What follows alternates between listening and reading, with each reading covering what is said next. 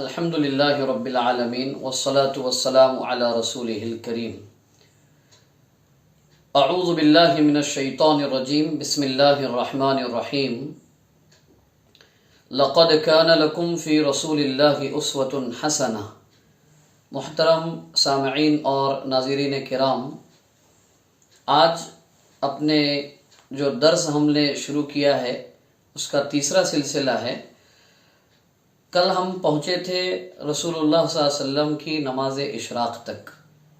اس کے بعد میں اور کچھ وقت آپ کا ہوتا، کچھ ملنے والے لوگ آتے، ان سے ملتے، ملاقات کرتے، اور کچھ مصروفیات ہوتی، گھر کے کچھ کام کاج میں آپ ہاتھ بٹاتے۔ اس کے بعد سورج کی اندر ذرا سا اور حرارت اور گرمی جب پیدا ہو جاتی تو آپ اس وقت نماز پڑھتے، نماز اشراق، نماز چاشت، جو کو حدیث کی کتابوں میں صلاۃ ضحیٰ کے ذریعے سے اس کا ذکر آیا ہوا ہے۔ ایک روایت میں 2 رکعت، حضرت عائشہ رضی اللہ عنہا کی روایت میں 4 رکعت ہے، تو 2 سے لے کر کے 4 یا 8 تک کی اس کی گویا کہ تعداد آئی ہوئی ہے۔ ہم جتنی ممکن ہو پڑھ سکیں۔ وجہ اس کی یہ ہے کہ رسول اللہ صلی اللہ علیہ وسلم نے فرمایا کہ تمہارے جسم کے ہر جوڑ کی طرف سے تمہارے اوپر صدقہ ضروری ہے۔ صحابہ نے پوچھا کہ ہم میں سے ہر آدمی تو اس کی طاقت نہیں رکھتا ہے، لہذا رسول اللہ صلی اللہ علیہ وسلم نے فرمایا کہ راستے سے تکلیف دہ چیز کا ہٹانا بھی صدقہ ہے، کسی سے مسکرا کر ملنا بھی صدقہ ہے، اور آپ نے فرمایا کہ نماز چاشت جو ہے، ضحیٰ کی جو نماز ہے، وہ نماز تمہارے تمام جوڑوں کی طرف سے صدقے کے لیے کافی ہو جائے گی، لہذا ہمیں اس کا اہتمام کرنا چاہیے۔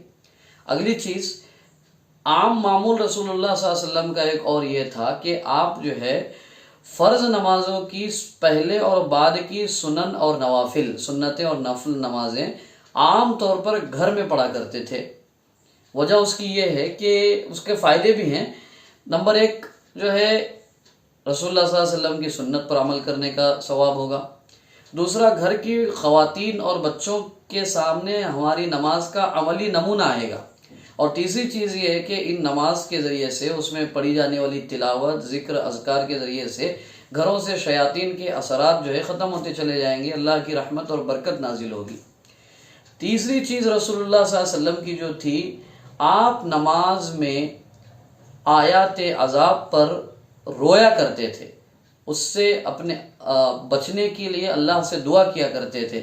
لہٰذا ہمیں اپنے گھروں میں نماز اور قرآن مجید کی تلاوت اس انداز سے کرنی چاہیے کہ ہمارے آنکھوں سے آنسو جاری ہو، رونے کی کیفیت کے ساتھ میں ہم نمازیں اور قرآن مجید کی تلاوت کا اہتمام کریں۔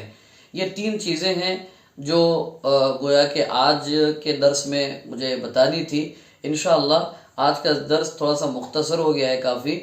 آئندہ کل سے پھر ہم ریگولر درس کے سلسلے کو آگے بڑھائیں گے۔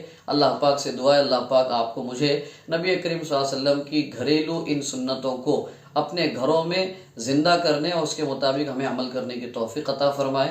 سبحانک اللہم و بحمدک، اشہد ان لا الہ الا انت، استغفرک و اتوب الیک۔